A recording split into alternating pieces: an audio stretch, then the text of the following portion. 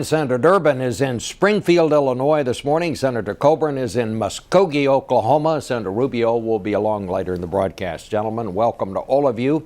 Well, the administration says unless something gets done by August 2nd, the nation will slide into default, and the term backed by the full faith and credit of the United States, the best guarantee the world has ever known, won't mean what it used to mean.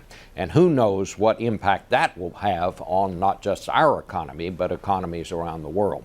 So we'll stipulate everyone hopes that it won't happen. But Senator Durbin, have you seen any hope that a deal can be made to avert that? The president said he was giving everybody 36 hours to come up with something. I think the 36 hours is up.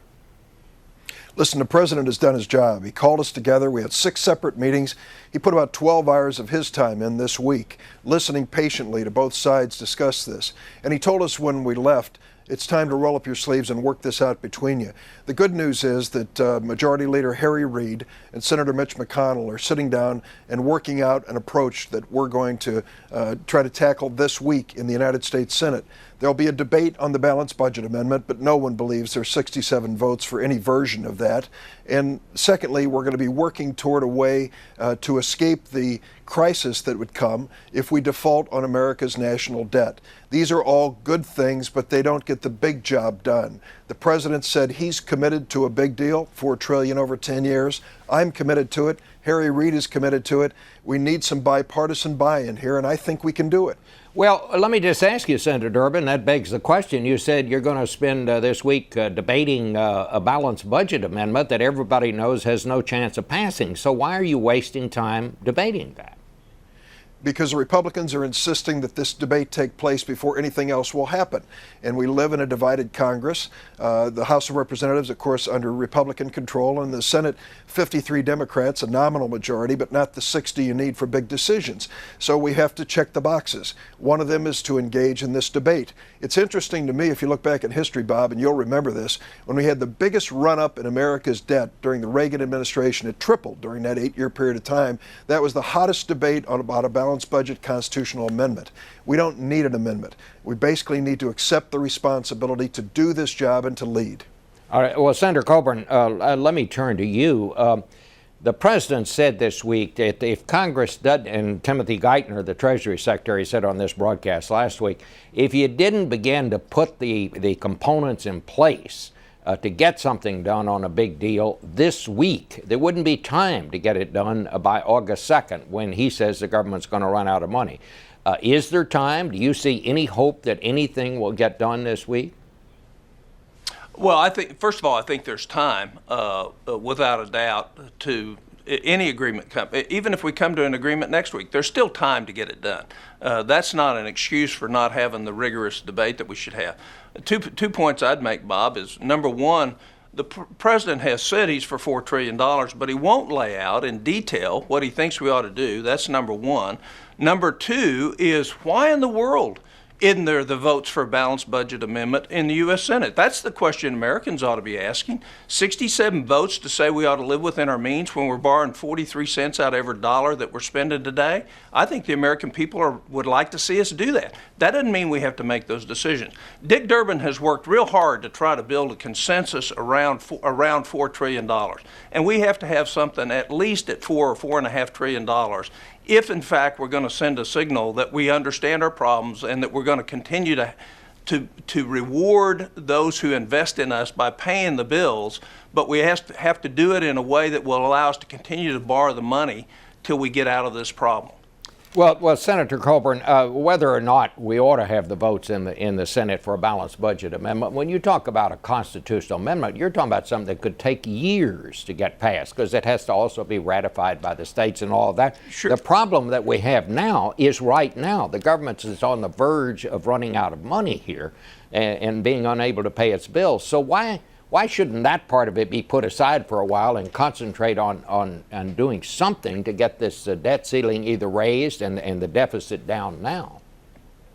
Well, I think that the reason why that ought to be concentrated on is we have a terrible track record, Republicans and Democrats alike, of promising to do something to get our spending under control, but yet never doing it. And that's a bipartisan problem. We spend money we don't have on things we don't need, and we continue to do that because that's in the benefit of the politicians, not in the benefit of the country.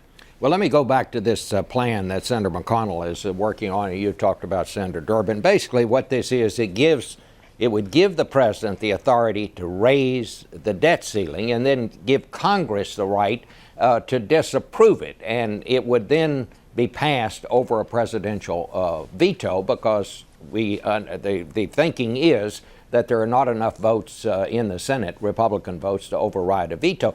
Isn't that really just a way of raising the debt ceiling, but giving the people that don't want to take responsibility for that, just giving them a way out, a cover story? And why is Congress concentrating on cover stories for people? Why don't, that seems to be kind of the height of hypocrisy to me. Bob, that's exactly what it is. Let's get it straight. The fact is, what we are voting for in a debt ceiling is to borrow the money to pay for what we've already spent. So those who have voted time and again for us to go to war or stay at war or stay longer at war have to pay the bills for the men and women in uniform to keep them safe. That's one example.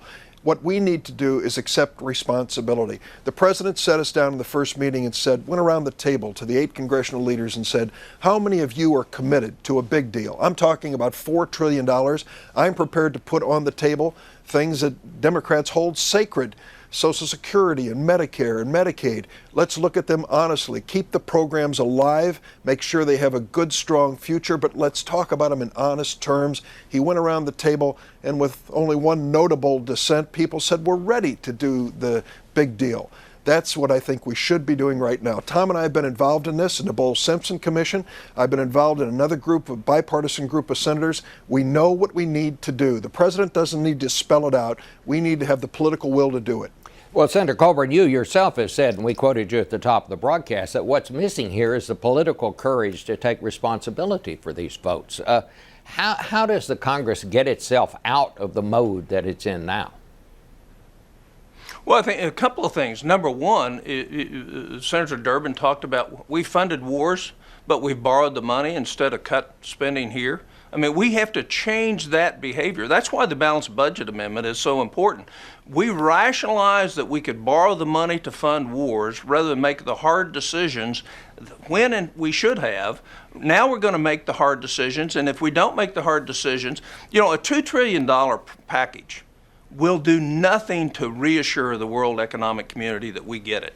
It has to be, whatever we do, and Harry Reid and Mitch McConnell are planning on putting, I think, $1.5 trillion worth of spending cuts with it. It doesn't do it.